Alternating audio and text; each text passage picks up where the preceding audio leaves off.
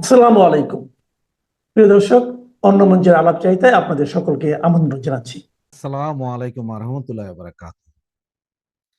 আপনারা যারা এই মুহূর্তে আমাকে শুনছেন বা পরবর্তীতে যারা শুনবেন, আমার রাজনৈতিক সহযোদ্ধা, আওয়ামী পরিবারের রাজনৈতিক নেতা কর্মী এবং তৃণমূলের কর্মী ভাই এবং বোনেরা এবং বাংলাদেশের আপামর জনসাধারণ, আজকে এই মুহূর্তে আমি যখন আপনাদের সামনে কথা বলছি তখন একটা ভারাক্রান্ত হৃদয় নিয়ে আসলে আপনাদের সামনে কথা বলছি। আপনারা সকলেই জানেন ইন্ডিয়ার যে পররাষ্ট্র মন্ত্রণালয়ের যে মুখপাত্র, তিনি বেশ কিছু শব্দ উচ্চারণ করেছেন আমাদের বাংলাদেশকে নিয়ে, যেটা আসলে পুরো দেশ, জাতি এবং বাংলাদেশের নাগরিক হিসেবে আমাদের সকলের জন্যই অপমানজনক।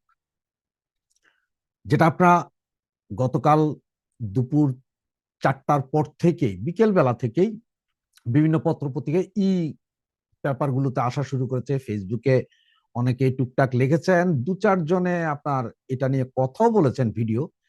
তা আমি চেষ্টা করেছি সব কে কি বলছেন বা কে কি আপনাদের সামনে উপস্থাপন করছেন এগুলো নিয়ে একটু বিশেষভাবে জেনে তারপরে কথা বলার জন্য।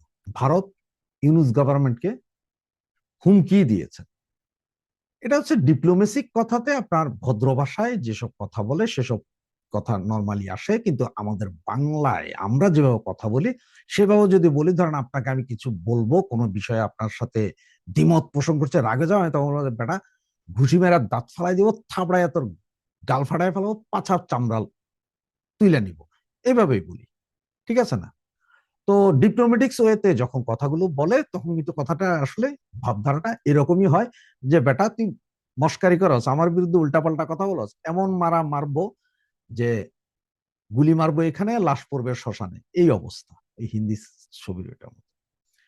তো দেখেন, আপনাদের একটা কথা আমি মনে একটু স্মরণ করাই দিলে সবচেয়ে বেটার হয়। এটা হচ্ছে যে যারা অবশ্য এই আপনার 96-এর 90-এও যাদের জন্ম, তারাও হয়তো এটা মনে রাখতে কথা না, তারা জানবেনও না। 90-এর আগের যাদের জন্ম তারা জানবেন, যাদের বয়স 40-50 বছর হয়ে গেছে তারা কিন্তু এই বিষয়টা জানেন যে 96 সালে আওয়ামী লীগ সরকার যখন ক্ষমতায় আসে, ওই সময় প্রায় বছর দুয়েক পরে যখন আপনার আমেরিকার সাথে আওয়ামী লীগের একটা দ্বন্দ্ব হয়, মানে আমেরিকান গভর্নমেন্টের সাথে বিভিন্ন বিষয় নিয়ে দ্বন্দ্ব হয়, তখন এই যে আপনার কাজের বুয়া মার্জিনা, তারপর আরো এরকম মানে অ্যাম্বাসেডার দেখে তো যা ইচ্ছা তাই বলে ব্যবহার করা, একদম সরকারের বিভিন্ন উচ্চ পর্যায়ের লেভেল থেকে।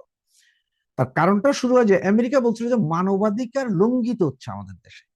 ওই সময় গার্মেন্টস এর এক শ্রমিক নেতাকে আপনার র্যাব সম্ভবত মারছিল বা এরকম কিছু, এটা নিয়ে খুব হই হই রই রই পরে। তখন শেখ হাসিনা কিন্তু সরাসরি আমেরিকান প্রেসিডেন্টকে বলছিল যে আপনি আপনার দেশের কথা চিন্তা করেন, আপনার দেশে প্রতিদিন যেই হারে মানুষ মরতেছে, গুলি করে মানুষ মারা হচ্ছে, তা পুরো এশিয়ার ভিতরেও 1 মাসে এত মানুষ মারা যায়। সুতরাং নিজের দেশের মানবাধিকার ঠিক করো, এরপর আইসা আমার দেশ নিয়ে কথা বলতে। এই কথা শেখ মুজিবুর রহমানের কন্যা জননেত্রী শেখ হাসিনা, মানে বঙ্গকন্যা, সে বলতে পেরেছিল। ওই গার্ডস ছিল ভাই, মাজায় জোর ছিল যে আমি বলছি তোরে, যেটা সত্য সেটা বলছি, বাকিগুলো তো হুজুর হুজুর করে, নম নম নম করে। শেখ হাসিনা কিন্তু এটা বলে দিছিল একদম মুখের উপরে। এরপরে কিন্তু আমেরিকা ক্ষোভে ছিল, চুপচাপ ছিল। ওকে, এর পরের বারের ইলেকশনে আওয়ামী লীগকে হারানো হইলো। 2008-এ আওয়ামী লীগ আসার পরে কিন্তু এই শুরু হইলো আবার আওয়ামী লীগের বিরুদ্ধে তাদের এই ডিপ স্টেটের খেলা। আর সেই খেলার এক পর্যায়ে শেখ হাসিনা বলছে দরকার হয় আমেরিকা যাবো না, কি হবে, তাহলে আমেরিকা না গেলে কি ভাত খাইতে পারবো না? আমেরিকা বহু চেষ্টা করছে কিন্তু শেখ হাসিনাকে টলাইতে পারেনি। শেষ পর্যন্ত আপনারা তো জানেন যেটা করেছিল, সারা 2018 থেকে পয়সা করে পুরা ইহুদি নাসারা যা আছে সবাই মিলেই করছে। সে জায়গায় এইভাবে, আর বাংলাদেশ স্বাধীন হওয়ার পর থেকে কখনো কিন্তু এই ধরনের, গতকাল যেই কথাগুলা ইন্ডিয়ান এই পররাষ্ট্র মন্ত্রণালয়ের মুখপাত্র বলেছে, এই কথা আর কেউ আজ পর্যন্ত বাংলাদেশের ব্যাপারে বলেনি। পৃথিবীর আর কোনো দেশের ব্যাপারে কোনো দেশ বলছে কিনা তাও আমার কাছে সন্দেহ আছে। যদি কেউ জেনে থাকেন ভাই একটু প্লিজ আমাকে মেসেজ করে জানাই দিন যে না ভাই এই এই এই এই এই দেশ সম্বন্ধে বলা হয়েছিল এর আগে, একটু জানাবেন। তা কথাটা কি বলছে দেখেন, ওনারা ডিরেক্ট বলল যে তোমরা নিজেরা নিজেদের দেশের আইন শৃঙ্খলা উন্নতি করতে পারতেছ না, আইন শৃঙ্খলা মানবাধিকার বলতে কিছু নাই, সেই গন্ডগোলটাকে বলছো যে আমরাই উস্কে দিছি, আমরা অস্ত্র দিছি, আমরা ওই দিছি সেই দিছি, এগুলো বলে তোমরা আমাদের ব্যাপারে বলছো। আর নিজের দেশের জনগণের নিরাপত্তা নিজেরা দাও, তোমাদের ভেতর থেকেই আছে এবং তোমরাই এগুলো করাচ্ছ। তোমাদের এই করানোর কারণেই আজকের এই কাহিনী। তোমরা নিজেরাই সামাল দিতে পারো না, সুতরাং আগে দেশ সামাল দাও, নিজেরা সামাল দাও, নিজেরা পারো, এরপরে অন্য কারো কথা বলতে এসো। মানে খুব কঠিন ভাষায় যে মানে তারা কন্ডেম করছে, তারা এটাতে জড়িত না। এবং এটা আসলে বোঝা গিয়েছিল যে এই ব্যাপারটা হবে। দেন আরো 2 দিন আগে খাগড়াছড়ি যে ভিডিওটা করেছিলাম সেখানে আমি বলেছিলাম যে এই ধরনের একটা ঘটনা আসবে। তার কারণ হচ্ছে ডাক্তার ইউনূস আমেরিকাতে এবার যখন গেলেন, উনি আবার বাংলাদেশের সাংবাদিকদের সামনে আসেন। কারণ হচ্ছে উনি আবার বাংলাদেশের সাংবাদিক পছন্দ করেন, বিদেশি সাংবাদিকদের সাথে ইংলিশে বলতে একটু পছন্দ করেন। তো উনি বাংলায় বলতে পারেন না, কারণ উনি সিটাঙ্গিয়া ভাষায় কথা হয়, বুঝছেন। তো এই অবস্থাতে ওনারা ওখানে যাইও ইন্ডিয়ার ব্যাপারে খুব ফাউল কথাবার্তা বলে আসা। আর এইদিকে এই যে পাম্পাস পরা আমাদের কি মেজর জানি, আল্লাহ জানি, এটা ওই যে কি বলে আপনার এটা অপদেষ্টা হারামজাদা, সে বলে কোন এক মেজর, সে কইতেছে আমাদের এইখানের এই ভেজালের পুরো দোষ ইন্ডিয়ার উপর। ঘটনাটা ভাই একটু একটু আপনারা চিন্তা করেন যে এই ব্যাটার কি আসলে বুদ্ধিশুদ্ধি কি একদম নাই নাকি? এটা কূটনীতিক পরিভাষা এইভাবে কেউ কাউকে বলতে পারে না যে এটা ইন্ডিয়া ঘটাইছে, এটা এই। কারণ পাকিস্তান ইন্ডিয়ার মধ্যে একটা গ্যাঞ্জাম আছে শত শত বছর ধরে আছে। ওরা এরে মারে, এ ওরে মারে, এ এখানে স্ট্রাইক দেয়, ও ওখানে স্ট্রাইক, এরা একজন আরেকজন কিছু ঘটলেই শুরু করে দেয়। তা আমরা কেন হঠাৎ করে যাব? ডাক্তার ইউনূস এই যে ইন্ডিয়ান বিরোধিতা আমাদের বাংলাদেশের যেসব লোকজনগুলোর মধ্যে আছে তাদেরকে ভালোই ইউটিলাইজ করেছে। মানে যে কোরআন হাদিস পড়াইয়া পোলাপান্ডে যেরকম জঙ্গি বানানো যায় সেম ওইভাবে বানায় নিছে। তবে এই সেনা কর্মকর্তা বা বিডিআর এর মেজর ছিল না, যারা আর্মির মেজর ছিল আল্লাহ জানে, এই অপদেষ্টা, তার কথাবার্তা শুনা আমি এখন সেলুট জানাইতে ইচ্ছা করে কারা জানেন? সেটা হচ্ছে যে ওই যে আমাদের আরেকজন বালেস্টর আছে না, বালেস্টর ফুয়াদ, সে একটা কথা বলছিল যে সেনাবাহিনীর যারা আছে তারা লেফট রাইট করতে করতে গিলু তো হাঁটুর নিচে, এদের মাথায় কোনো গিলু নাই। ও বেটা সত্য কথাই বলছে, আসলেই যে গিলু নাই তা প্রমাণ পাওয়া যায় এই পাম্পাস পরা অপদেষ্টার। উনি কিভাবে বলে ফেললেন যে ইন্ডিয়া। হ্যাঁ, কাহিনী হচ্ছে যে এবং ইন্ডিয়া সরাসরি বলছে যে তোমাদের লোকেরা স্যাটেলাইটদের দিয়ে তোমরা উপজাতি যারা সংখ্যা লঘিষ্ঠ বা মাইনরিটি সম্প্রদায়ের মেয়েদেরকে তোমরা ধর্ষণ করাবা, আবার বলবা এটা নিয়ে আন্দোলন করলে, এটা নিয়ে চড়াও হইলে তোমরা বলবা যে আমাদের দোষ। বাংলাদেশ বলতে চাচ্ছে যে এখানে সেনা ক্যাম্প যদি থাকতো তাহলে হয়তো অনেক ভালো হইতো। ইন্ডিয়া, পাকিস্তান, নেপাল, ভুটান, চায়না সবাই সেনা ক্যাম্প রাখে, কিন্তু বাংলাদেশে এখানে সেনা ক্যাম্প অর্ধেক পাহাড়ে, আরো বেশি দরকার, এটা না হলে আসলে হয় না।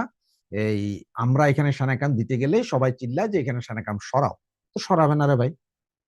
প্রথম যখন তোমরা স্যাটেলাইট জিয়র রহমানের আমরা যখন স্যাটেলাইট ঢুকাতে শুরু করো তখনই তোমাদের সেখানকার সেনা মেজর বলেছিলেন যে প্রতিটা উপজাতির গর্ভে একটা করে বাঙালির সন্তান চাই। এখন আমার ঘরে এক্সাম্পল যে আমরা বাঙালি, আমরা যারা আছি তাদের যদি বলা হয় যে আমাদের সমস্ত বাঙালির পেটে একটা করে উপজাতির সন্তান দিতে হবে, তখন অবস্থাটা কেমন হবে? আপনি আমি মানবো ভাই? কেউ মানবে? কেউ তো মানবে না। এবং আপনারা আজ থেকে এই গত 54 বছরে, মাঝখানে 17 বছর বন্ধ ছিল, এই 54 বছরে এই পর্যন্ত প্রায় 250 ধর্ষণ কাণ্ড হয়েছে চাকমাদের উপরে, যেগুলো সব কিন্তু আমাদের স্যাটেলাররা করছে। কারণ আমাদের স্যাটেলাররা ওই যে চাকমা মেয়েরা তো দুধে আলতায় রং, সুন্দর দেখলে আমাদের ওই যে মাঝখানের নুদণ্ড তো দাঁড়ায়া যায়, ওইটা দাঁড়াই গেলেই শুরু হয়। তো এখানে আমাদের বরিশালের ভাষায় একটা কথা আছে যে এই এটা কথাটা এরকম বলে ওরা যে ধন খারাইলে বুদ্ধি নাশ, গরু চুইদা সর্বনাশ। তো আমাদের তো বুঝেন তো খারাইয়া জায়গা, কারণ দুধে আলতা গায়ের রং। কেন আমাকে সেটেলার যারা আছি বা আমরা বাঙালি যারা, ধরে কোনোটা কাল্লা, কোনোটা ল্যাংড়া, বয়রা, আতুর, এই সেই বিভিন্ন জাতি উপজাতি মিক্স। আমাদের তো কোনো ইয়ে নাই। চাইনিজদেরকে দেখবেন একই রকম, কোরিয়ানরা একই রকম, সব একই রকম, ওদের চেহারা। আমাদের তো বাঙালিরা মানে মিক্স আমরা। এখন চাকমা উপজাতি এরা তো সব সুন্দর, এদের সব দেখতেই খুব সুন্দর লাগে। ইয়াং ইয়াং মেয়ে, 10-12 বছরের মেয়েরা দেখলে তো আমাদের এই মানদণ্ড খারাইয়া যায়, বাস আমরা ওই যে গরু সিজা সর্বনাশ করে দেয়। এই হচ্ছে কাহিনী। এদিকে হিউম্যান রাইটস, এই যে আজকে যে ইন্ডিয়া এটা বলার মতন সাহস বা শক্তি কোত্থেকে পেল, সেটা পেয়েছে এইখান থেকে যে হিউম্যান রাইটস বলছে যে গত 9 মাসে 984 জন, হিসাবটা রাখেন, 984 জন ধর্ষিত হয়েছে বাংলাদেশে গত 9 মাসে, গত 9 মাসে। আর তার মধ্যে 350 বা 55টা শিশু ছিল যারা ধর্ষণ, এবং 286টা বলাৎকার হয়েছে বাংলাদেশ গত 9 মাসের কাহিনী এগুলো।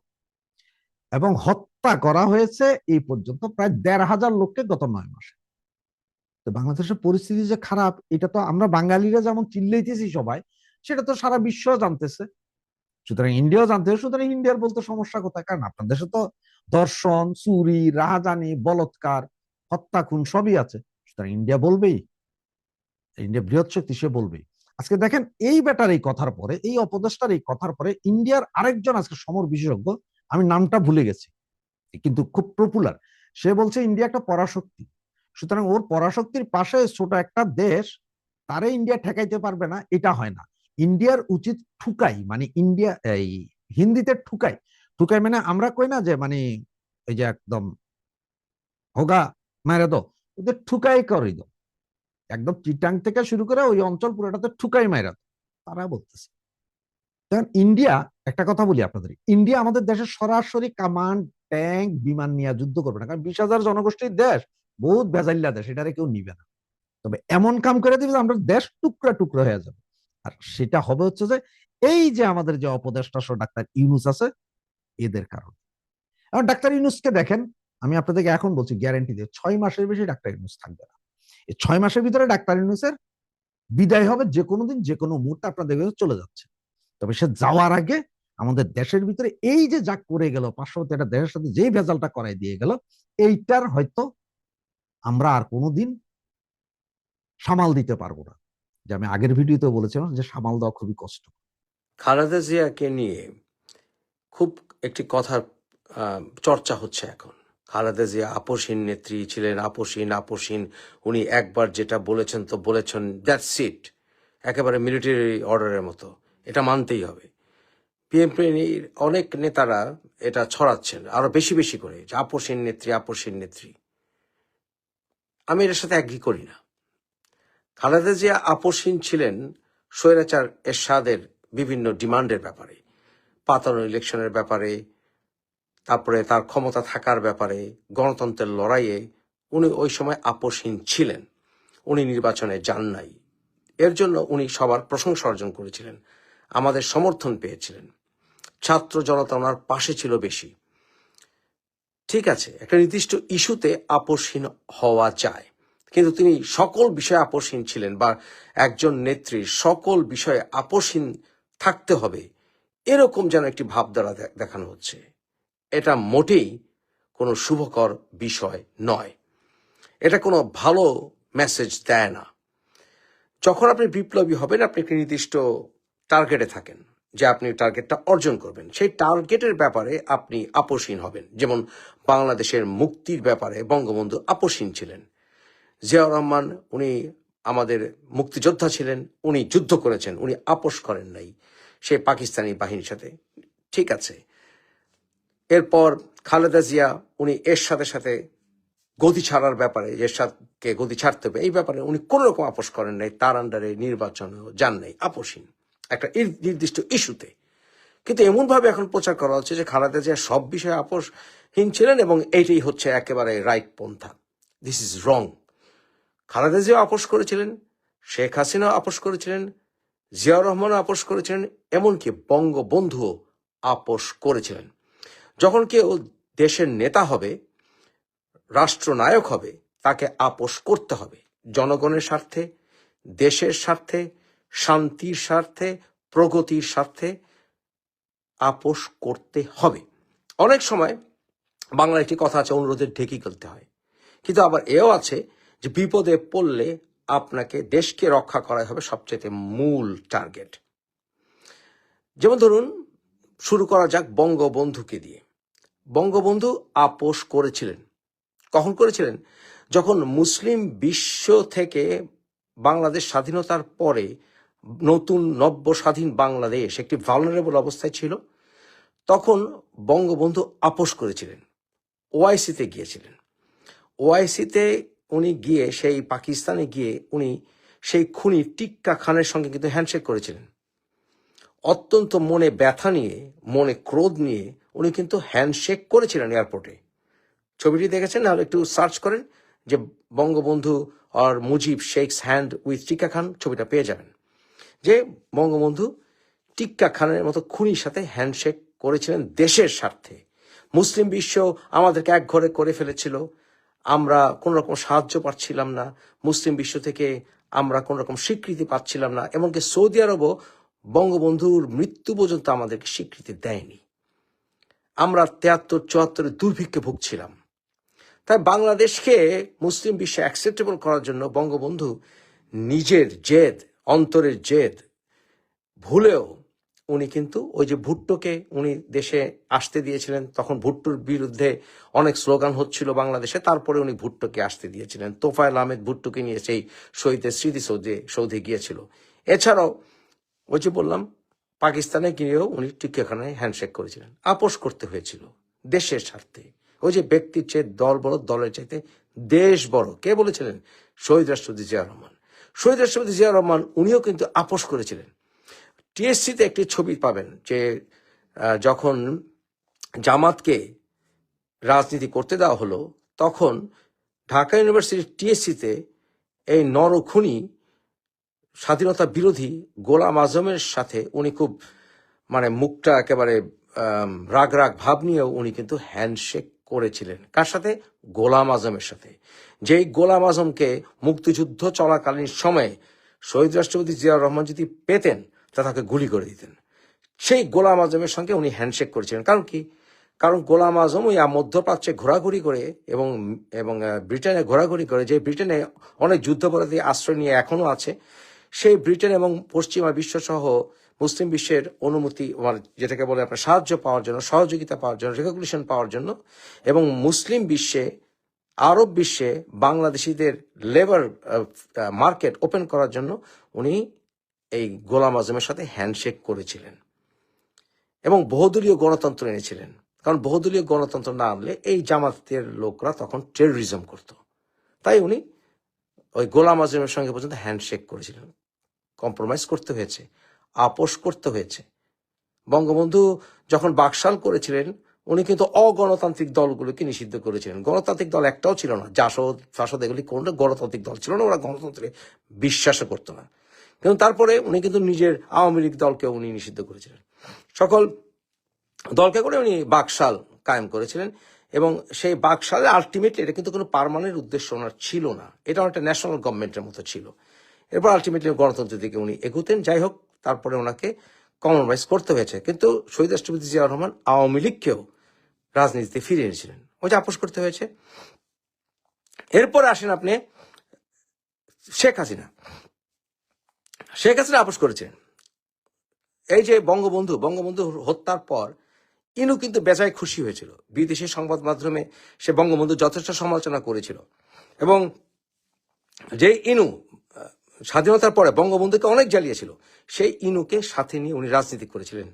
কারণ কি? মৌলবাদীদের ঠেকানোর জন্য, এটা ওনার মেল টার্গেট ছিল। এরপর খালেদা জিয়ার বিরুদ্ধেও উনি কিন্তু এই জামাতিদের সাথে রেখেছিলেন। আপোষ করতে হয়, এইটাই রাজনীতি। রাজনীতিতে সবসময় আপোষহীন হলে হয় না। খালেদা জিয়াও রাজনীতিতে উনি আপোষ করেছেন। কে বলে করেননি? উনি স্বাধীনতা বিরোধী যেই জামাতিদেরকে উনি দেখতে পারতেন না, যার স্বামী কিনা মুক্তিযোদ্ধা ছিল, সেই জামাতের সাথে কিন্তু উনি জোট করেছিলেন। করেন নাই? কে বলেছে আপোষহীন ছিলেন না? উনি আপোষ করেছেন। করতে হয়, রাজনীতিতে করতে হয়, ঘাটতারামি করতে হয় না। এই জামাত মানুষের ভালোবাসা কেন পায় না অধিকাংশ মানুষের? কারণ 71 সালের ব্যাপারে তারা উনিয়ে বিনিয়ে ফিনিয়ে তারা ওই তাদের যুদ্ধাপরাধীদের ব্যাপারে তারা আপোষ করতে চায় না। তারা বলতে চায় না স্পষ্ট যে তারা মতিউর রহমান নিজামী, গোলাম আজম এরা সবাই মানুষদেরকে খুন করার বাহিনী তৈরি করেছিল, স্বাধীনতার বিরুদ্ধে ছিল, স্পষ্ট করে তারা বলে না, ইনিয়ে বিনিয়ে সিনিয়ে। এর জন্য এই দলটি সাধারণ মানুষের ভালোবাসা পায় না, পায় যারা ইতিহাস জানে না তাদের, এই ইল্লু পিঙ্কুদের পায়।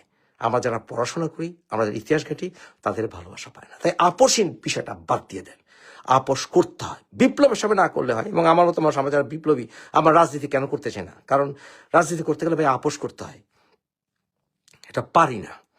কোনো দলকে ছাড় দিতে পারি না, কোন নেতাকেই ছাড় দিতে পারি না। ভুল করলে নিজের দলের নেতাকেও সমালোচনা করি, নিজের দলকেও সমালোচনা করি, আপোষ করতে পারি না। এর জন্য রাজনীতিবিদ হলে আপোষ করতে হয়। আমাদের মতো বিপ্লবীদের জন্য আপোষ করতে পারে না বলেই রাজনীতিতে আসার আগে 10 বার চিন্তা করি।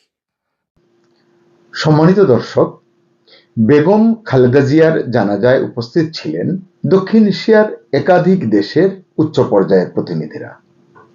একটি কাগজে দেখলাম প্রায় 32 জনের মতো এসেছেন।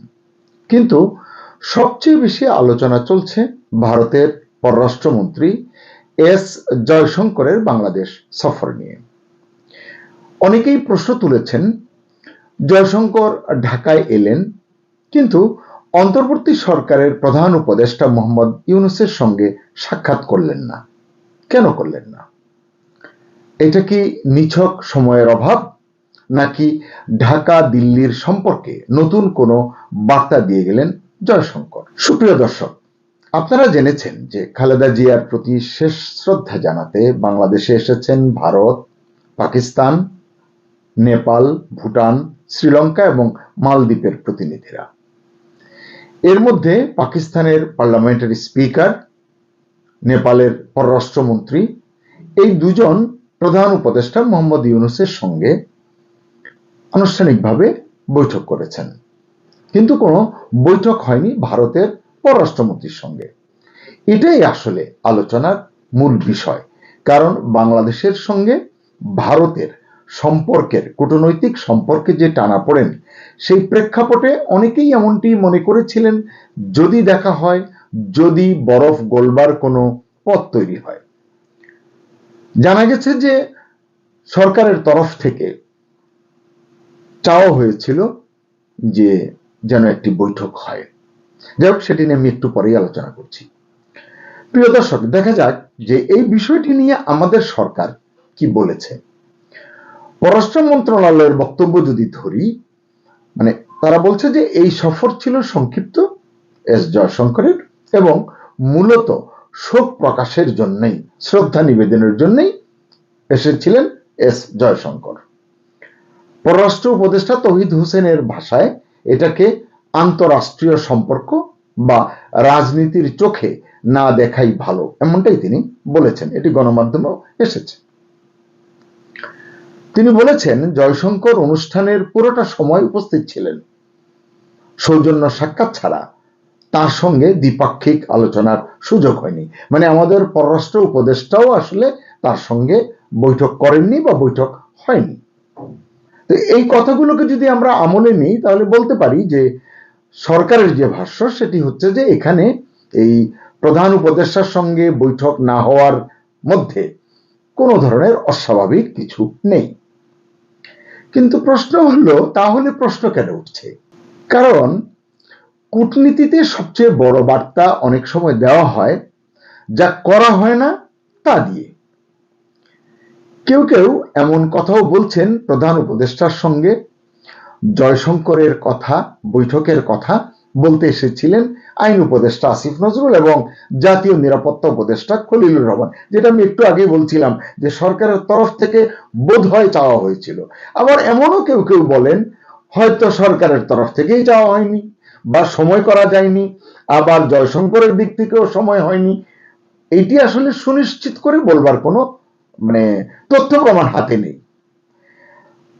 আইন উপদেষ্টা আসিফ নজরুল এবং জাতীয় নিরাপত্তা উপদেষ্টা খলিলুর রহমান, তারা দুজনেই জয়শঙ্করের সঙ্গে বৈঠক করেছেন, আলোচনা করেছেন। কি আলোচনা করেছেন এটি স্পষ্ট নয়, গণমাধ্যমে আসেনি। কিন্তু শেষ পর্যন্ত আউটকাম যেটা, সেটা হলো যে প্রধান উপদেষ্টার সঙ্গে বৈঠক হয়নি। হয় বৈঠকে রাজি হননি প্রধান উপদেষ্টা, অথবা বৈঠকে রাজি হননি জয়শঙ্কর। মূলত এখানেই সকল জল্পনার শুরু। আন্তর্জাতিক সম্পর্ক বিশ্লেষকদের একাংশ মনে করছেন, কেউ কেউ বলছেন, ভারত এই সফরের মাধ্যমে একটি দ্বৈত বার্তা দিয়েছে। আপনারা তো জানেন যে শেখ হাসিনা সরকারের পতনের পর থেকে বাংলাদেশে গঠিত অন্তর্বর্তী সরকারের সঙ্গে ভারতের সম্পর্ক খুব একটা ভালো যাচ্ছে না, বিশেষ করে কূটনৈতিক সম্পর্ক একেবারে তলানিতে এসে পড়েছে। সেরকম একটি প্রেক্ষাপটে যখন এস জয়শঙ্কর ভারতের পররাষ্ট্রমন্ত্রী এসেছেন, এর নানাবিধ দিক থাকতে পারে, নানান রকম আলোচনা এটি নিয়ে হতে পারে। একদিকে দেখা যেতে পারে যে খালেদা জিয়ার মৃত্যুতে ভারত রাষ্ট্রীয়ভাবে শ্রদ্ধা জানিয়েছে, জানানোর জন্য তাদের উচ্চ পর্যায়ের প্রতিনিধি পাঠিয়েছে। ভারতের প্রধানমন্ত্রী নরেন্দ্র মোদীর শোকবার্তা এবং পররাষ্ট্রমন্ত্রী জয়শঙ্করের উপস্থিতি সব মিলিয়ে এটা ছিল একটা ইতিবাচক জেস্টার, এটি আমাদের পররাষ্ট্র উপদেষ্টাও বলেছেন। অন্যদিকে বর্তমান অন্তর্বর্তী সরকারের সঙ্গে সম্পর্কের শীতলতাও লুকানো থাকেনি, এটিও আসলে প্রকাশ্যে চলে এসেছে। ওই যে দেখা হয়নি, এটি নিয়ে এক পক্ষ বলবার সুযোগ পাচ্ছে, সেটিকেই ধরেই আমরা আলোচনাটি করছি। এমন প্রশ্ন উঠছে, ভবিষ্যতের দিকে তাকিয়ে আছে দিল্লি। মানে ইতিপূর্বে আমরা শুনেছি ভারতের তরফ থেকে বলা হয়েছে যে নতুন নির্বাচিত সরকারের সঙ্গে কাজ করতে প্রস্তুত ভারত সরকার, এবং প্রধান উপদেষ্টা ইউনূসের সঙ্গে তাদের যে সম্পর্কের অবনতি হয়েছে, দ্বিপাক্ষিক সম্পর্ক, কূটনৈতিক সম্পর্ক, সেই আলোকে তারেক রহমানকে যে চিঠি লিখেছেন, সেই চিঠিতে এমন কিছু কথা নরেন্দ্র মোদী লিখেছেন, এগুলো নিয়েও কিন্তু এখন রাজনীতির যে মাঠে আলোচনা হচ্ছে। বিশ্লেষকদের কেউ কেউ বলছেন যে বাংলাদেশে যেহেতু সামনে জাতীয় নির্বাচন এবং ভারত যেহেতু আগে থেকেই বলেছে যে তারা নির্বাচিত সরকারের সঙ্গে কাজ করবার জন্য মুখিয়ে আছে, অপেক্ষা করছে, সে কারণে যে ভারতের দৃষ্টি বর্তমান অন্তর্বর্তী সরকারের দিকে নয়, তার মনোযোগ এদিকে নয়, বরং ভবিষ্যৎ রাজনৈতিক বাস্তবতার দিকে। যারাই নির্বাচিত হয়ে আসবে ভারত সরকার তাদের সঙ্গে কাজ করবে, কারণ দুই প্রতিবেশী দেশ দ্বিপাক্ষিক কূটনৈতিক সম্পর্কে ইতিবাচকভাবে সামনে এগিয়ে যেতে চায়, এটি কিন্তু স্পষ্ট। নরেন্দ্র মোদীর শোকবার্তায় তারেক রহমানের নেতৃত্ব নিয়ে আলাদা করে যে উল্লেখ করা হয়েছে, এটি নিয়েও অনেকে অনেক কথা বলছেন, অনেকে অনেক ইঙ্গিত খুঁজছেন। নতুন সূচনার কথা বলা হয়েছে, নেতৃত্বের কথা বলা হয়েছে, এসব কথা খুবই ইঙ্গিতবাহী বলছেন বিশ্লেষকরা। অনেকে মনে করছেন যে এটি এরকম একটি ধারণা দেওয়ার চেষ্টা যে বিএনপি হয়তো সামনে ক্ষমতায় আসবে। আসলে এরকম একটি পর্যায়ে আপনি বলুন, যখন চিঠি লিখতে হয় আপনার নেতৃত্বে বা আপনার দলের নেতৃত্বে, দলের মধ্য দিয়ে মাধ্যমে যে সামনের দিকে গণতন্ত্র এগিয়ে যাবে, বাংলাদেশ এগিয়ে যাবে, এই কথাগুলো বলতে গেলে এভাবেই তো বলতে হবে। অন্য কি শব্দগুচ্ছ আছে আমার অন্তত জানা নেই। তাই এটিকে আমি সেভাবে অত সিরিয়াসলি দেখছি না, কিন্তু অনেকে মনে করছেন ভারত ইঙ্গিত দিচ্ছে যে বিএনপি হয়তো সামনে ক্ষমতায় আসবে। এর নানান সমীকরণ কিন্তু আছে। আবার যেটা আমি বললাম, অনেকেই বলছেন সবকিছু নিয়ে এত অতিরঞ্জন ভালো নয়, মানে একেবারেই ক্ষমতায় চলে এসেছে, নির্বাচন এখনো দূরে, নির্বাচন হয় কিনা সেটি নিয়ে প্রশ্ন, তাই এগুলো নিয়ে কথা বলা ঠিক না। ঢাকা বিশ্ববিদ্যালয়ের অধ্যাপক লাইলুফার ইয়াসমিন গণমাধ্যমকে বলেছেন, তিনি বলছেন যে এমন বার্তাকে, মানে এই ধরনের বার্তাকে অতিরিক্ত রাজনৈতিক অর্থ দেওয়া বা মূল্য দেওয়া ঠিক নয়। তার মতে সময়, প্রোটোকল এবং সফরের ধরন সবকিছু মিলিয়ে আসলে বিষয়টি দেখা উচিত। সত্যি তাই, তাহলে এটি নিয়ে আসলে অত তর্ক জমবে না। অর্থাৎ এটা নিশ্চিত করে বলা যাচ্ছে না জয়শঙ্কর ইচ্ছাকৃতভাবে ইউনূসের সঙ্গে দেখা করেননি, অথবা ইউনূস ইচ্ছা করে জয়শঙ্করকে এড়িয়ে গেছেন, এটি কিন্তু বলা যাচ্ছে না।